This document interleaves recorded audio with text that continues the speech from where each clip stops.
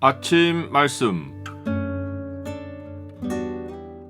오늘 본문 말씀은 사무엘상 9장 1절에서 14절입니다.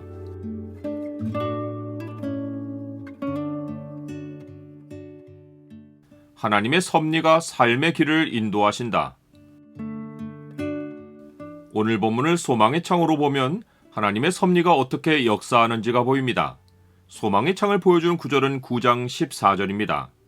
그들이 성읍으로 올라가서 그리로 들어갈 때에 사무엘이 마침 산당으로 올라가려고 마주 나오더라. 여호와 하나님이 사무엘에게 이스라엘 백성의 말을 들어 왕을 세우라고 하신 후에 사울이 역사에 등장합니다. 그는 베냐민 지파의 기스라 이름하는 유력한 사람의 아들입니다. 유력하다는 말은 영향력이 있다라는 의미로서 부자라는 개념이 들어 있습니다. 그런데 그가 암나기들을 잃어버리자 그의 아들에게 한 사원을 데리고 가서 암나기들을 찾으라고 말합니다. 부자이면 암나기 몇 마리를 찾는 일로 아들을 보내어 찾게 한다는 것이 잘 이해가 되지 않습니다. 그런 일은 사원들 손에서 처리되어도 되는데 주인이 사원들을 보내지 않고 아들을 시켜 찾아오라고 하는 것은 그의 인품이 매우 인색하고 남들을 믿지 못하는 사람인 것으로 생각할 수 있습니다. 그의 아들의 이름은 사울이고 준수한 소년입니다. 그는 다른 사람들의 머리가 그의 어깨에 닿을 정도로 키가 크고 건장합니다. 그러나 외모에 반하여 매우 소심하고 자신감이 없습니다. 그는 아버지의 말을 듣고 사원과 함께 에브라임 산지와 사방 지역을 다니며 암나기들을 찾다가 찾지 못하자 아버지가 자기들을 위하여 걱정하실까 두렵다고 말합니다. 이는 그가 자기 권한을 가지고 확신 있게 일 처리를 하지 못하고 아버지에게 심리적으로 매여 있는 모습입니다. 그런데 사울과 동행한 사환이 사울에게 암나기를 찾을 방도를 제안합니다. 보소서, 이 성읍에 하나님의 사람이 있는데 존경을 받는 사람이라 그가 말한 것은 반드시 다 응하나니 그리로 가사이다. 그가 혹 우리가 갈 길을 가르쳐 줄까 하나이다. 하나님의 사람이라고 하면 사무엘을 가리키는 말입니다. 그 시대에 사무엘을 모르는 사람이 아무도 없을 텐데 사원은 사무엘을 이름으로 부르지 않고 그냥 존경을 받는 사람 정도로 알고 있습니다. 그런데 사울은 사무엘에 대해서 아예 아무것도 모른다는 듯이 반응합니다. 사울이 그의 사원에게 이르되 우리가 가면 그 사람에게 무엇을 드리겠느냐? 우리 주머니에 먹을 것이 다하였으니 하나님의 사람에게 드릴 예물이 없도다. 무엇이 있느냐 하니라.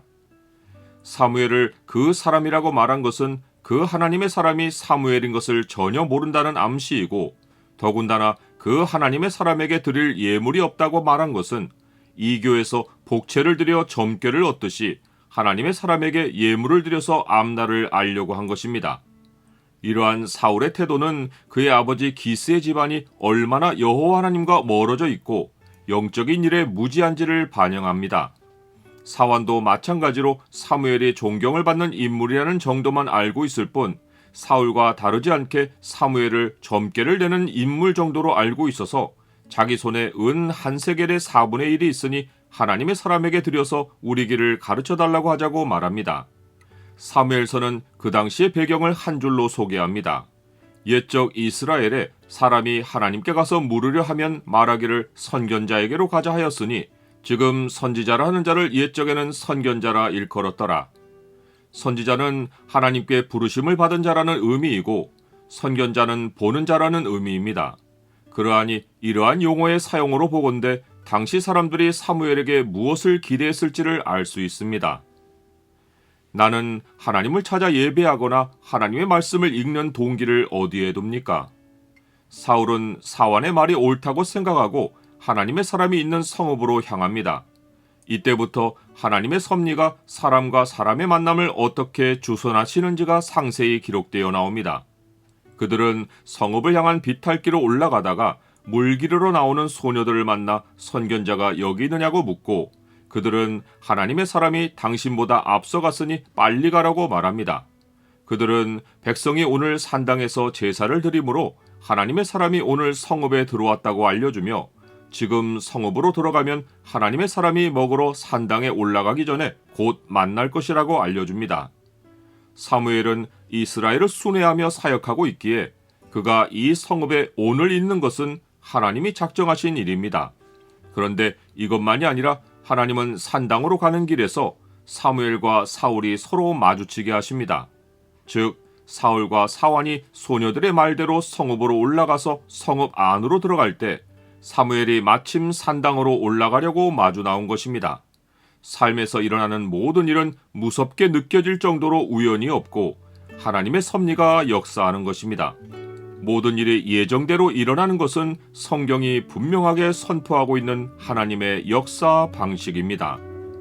모든 일을 그의 뜻의 결정대로 일하시는 이의 계획을 따라 우리가 예정을 입어 그 안에서 기업이 되었느니라.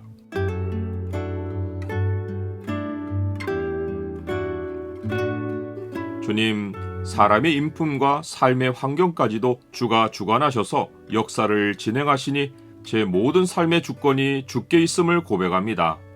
삶의 어떤 것도 우연이 없으니 언제나 주의 말씀의 빛으로 제가 갈 길을 안내받아서 살아가게 하옵소서. 예수 그리스도의 이름으로 기도드립니다. 아멘.